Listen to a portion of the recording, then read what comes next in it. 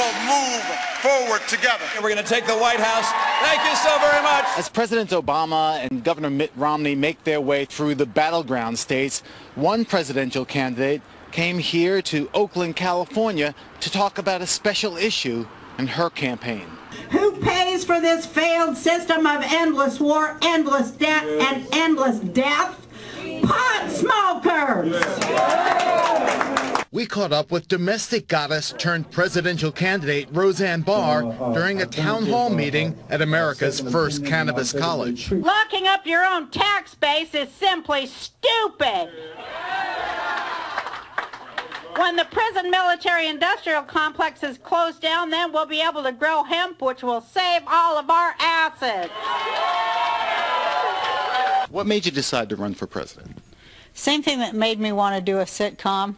Sitting home and watching TV before I did the sitcom, I thought, hell, I could do better than that. Same idea. I know one of your major issues is the legalization of marijuana. Is that why you're here at Amsterdam today? Yeah, that is why I'm here. I do believe that we live in a free country, and so we should be free to smoke what we want and drink what we want, and particularly if what we want to smoke is medication that does great things for us. The author of Roseanarchy, Dispatches from the Nut Farm, says weed helped her with symptoms of bipolar disorder. You would partake in marijuana, medical marijuana at least?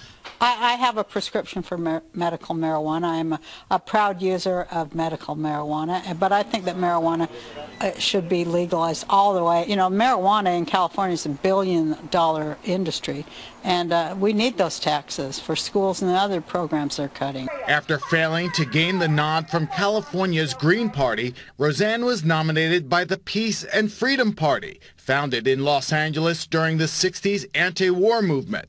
The party nominated Ralph Nader in 2008.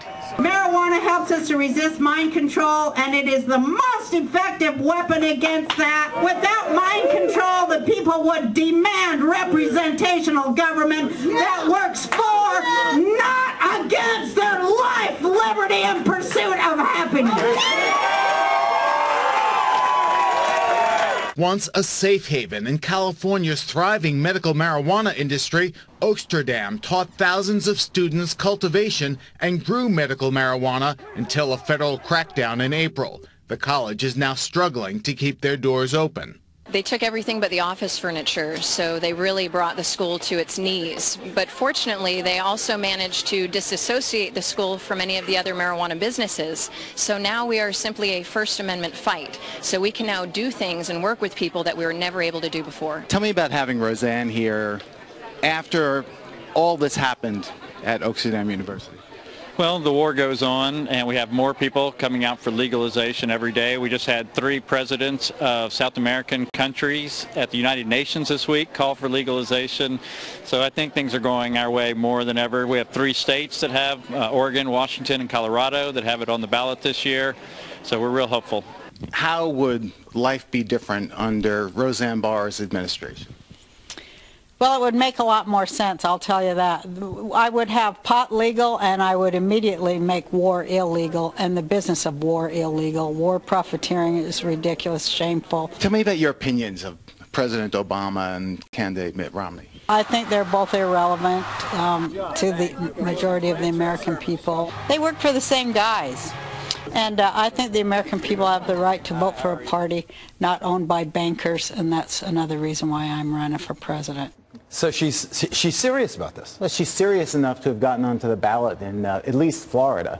But I think her main objective is to keep her party alive by raising enough votes and money. The Peace and Freedom Party needs 45,000 registered voters on their platform in order to be on the ballot for the state elections in California in 2014. So she's using her name and the publicity to help garner those voters. She could definitely cause Barack Obama to lose in Florida. If it's a tie in Florida and she gets, 20,000 votes, I think Nader got 50,000 votes. He gave the election to George W. Bush, Ralph Nader. Wouldn't that be something on the raising, pot legalization on the raising pot legalization? Craig, thanks.